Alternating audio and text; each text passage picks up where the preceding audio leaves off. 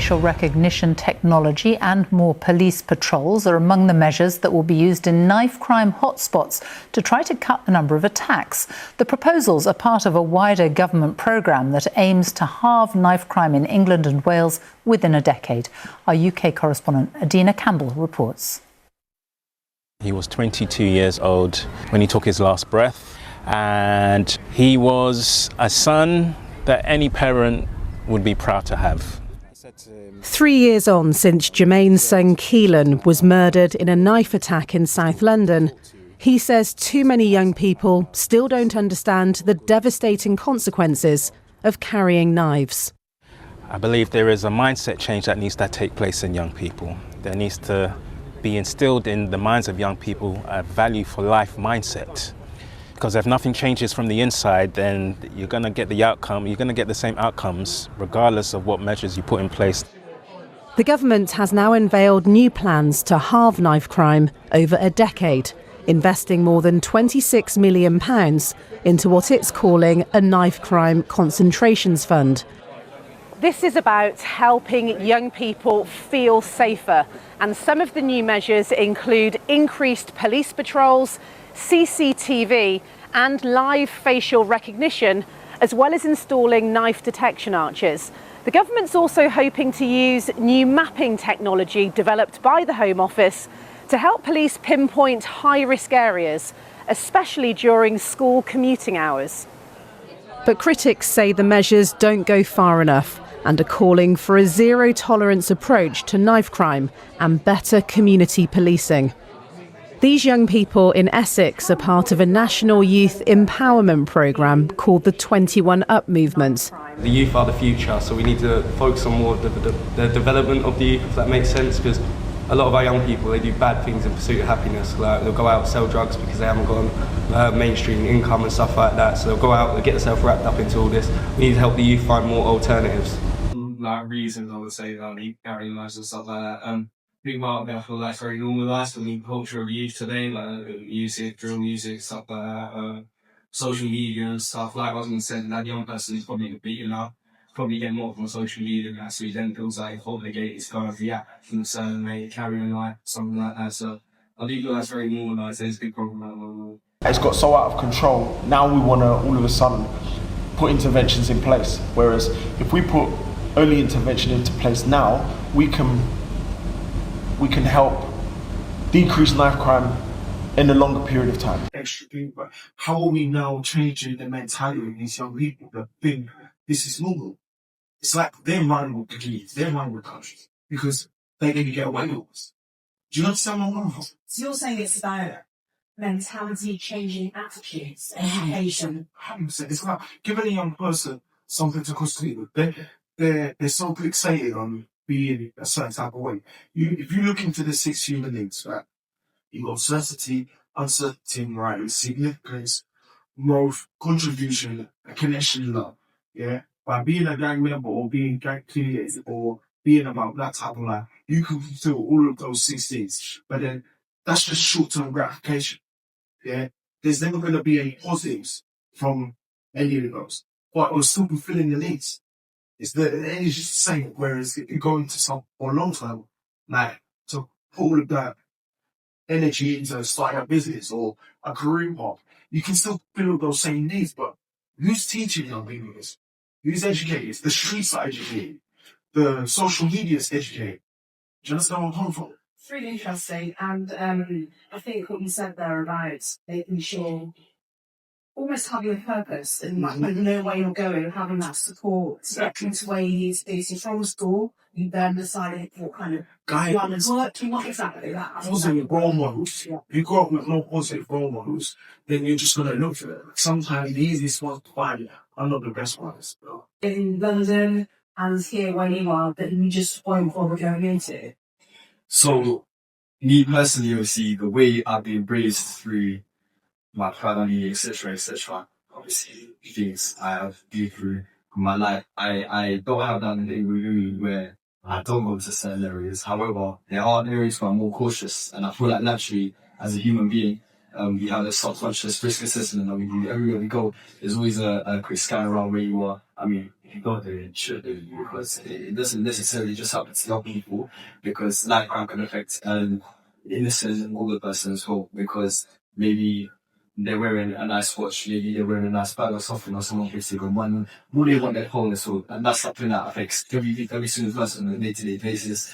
So I feel as if hypervigilance in a controlled way should be something that everyone has, naturally that everyone has. And I do feel like it's a very big issue with knife crime, because I feel like through social conditioning and through social media and social pressure as well, if something happens to you, like say, what Kamali you're speaking about, if that young person that was getting beat up was posted on social media, he or she would then feel the pressure to go and do something bad. Compared to if it was maybe 20 years ago, they could have just took it on their chest, chin up, and then moved on with their life. But nowadays, I feel like because of social media, they will get mocked on, they'll read the comment section of the video, then get, they'll feel the social pressure to go and do something. Their friends might call them names, strangers might call them names. So there's a lot of social pressure, and music young people are listening to as well definitely doesn't help anymore. And Phil, Tanner, we hear so much about, even though you might not want to get caught up in that, what we're hearing from so many of you is that people don't really mind what the consequences could be down the line. They're just thinking about how to protect themselves in the moment. But in terms of, the implications down the line, whether that be prison, physical harm, they're not really thinking about that. It's actually too late. I feel like in the prison system, going based on what you're saying, obviously, in addition to that, where it is, that's when they realise they're never in jail. They spend 25 years for killing someone and they didn't need to kill, because they just started off as a bit of fun in school or wherever it was, and then next thing you know, it's just fights, and then next thing you know, someone brings a bat, someone brings a knife, and then someone gets hurt, they get seriously hurt, and they don't wake up, and now both lives are affected, both mothers crying, both families are broken, because both of them lost their life. One sitting in jail for the rest of their life, and the other one lost their life when they heroin done. I feel like the focus should be more on early intervention, helping these young people excel from a younger age more. So obviously there should be restrictions in place. I'm not saying there shouldn't be restrictions, but I feel like the focus should be more on helping these young people find a way, because they're always going to find a way around. You can ban zombie knives, you can ban Rambo knives, you can ban machetes, you can ban every single type in the world. They'll go in their kitchen and they'll get a kitchen knife. If they don't have access to that, they're going to pick up a bat. If not, they'll pick up a brick. They don't have any of those to use their fists, because it's about the mindset that they carry more than the weapons that they carry. The weapons are just, everyone carries a knife because everyone else is carrying a knife, and now all of a sudden it's what we were accustomed to. If it wasn't knives, look what's happening in America, they got an issue of guns over there. Here it's more of an issue of knives. So it's not about the weapons, it's about a mindset that comes from a lot of social issues. It could be poverty, it could be domestic violence, it could be a lack of support. And I feel like the gap between the older and the younger generation needs to be filled. I feel like the older generation, not everyone, but a lot of them, they point fingers at the younger generation and say, you do this, you do that. But what they don't realise is they're the ones that raised us. They were the previous generations. Obviously, we're all to blame for our own mistakes, but they let the systems run in how we developed into them. You made a number of really important points there, but just about, closing the gap, trying to step in earlier to ensure that people know that they're on the right path, they're sort of diverting away from that life of crime. I mean, you can have all the police patrols in the world, CCTV, but, as all of you have said, if you don't change what's happening up here, then how is that going to change kind of in reality, when it comes to people getting caught up in that cycle of violence? I feel like a lot of the older generation, they're overworked. Think about it, a lot of parents, they have to work every single day. They work very hard, they work long shifts, so they might not be that present within their child's life, not because they don't love their child, not because they don't need to, but because they're genuinely so overworked. They have to take in the overtime because the cost of housing is increasing, the rent's going up, the bills are going up, everything's adding up, and they have to choose which way they want to support their child, and they would rather support their child in a house with the lights on and the heat on, compared to outside on the road where they're with them inside. You know what I mean? So it's like a choice that they unknowingly have to make. They have to make sacrifices of spending time with their children or with their nephews, with their nieces. Getting in trouble, going away for a couple of days, like going to jail or something like that. They're going into environments where a lot of this is happening. They're coming out and they just get a bit less society, and then they're kind of having over a nation like once or twice a week. Where's the rehabilitation? Really, like they get put on forces, CSCS, like trying to get like to actually benefit their future, if that makes sense. Yeah, I agree. But it's like, I think the youth in my own group is that they don't really care about all these like restrictions and stuff like that. Like, I think that because obviously everyone has their background and stuff, and like the impact that they live and how they react to the situations. So like, someone who does really impact, it be like having a really bad background, but now the background in general, but the conversation like saying on agrees, like you're not really like you could actually help. What we're hearing from so many of you is that people don't really mind what the consequences. They don't know what you're saying. It's sad and stuff. It's normal now. You agree with music as well now.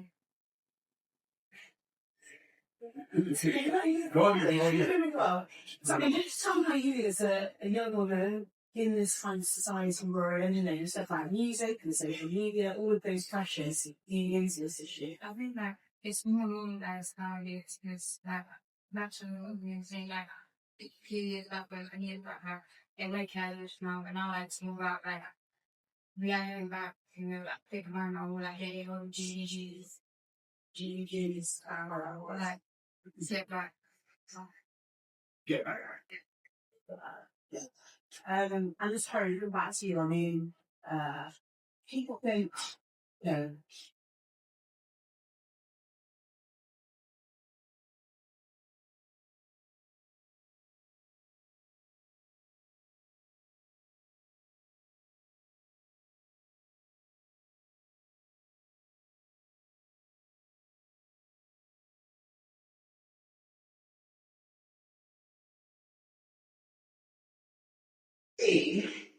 Is knife crime a real threat?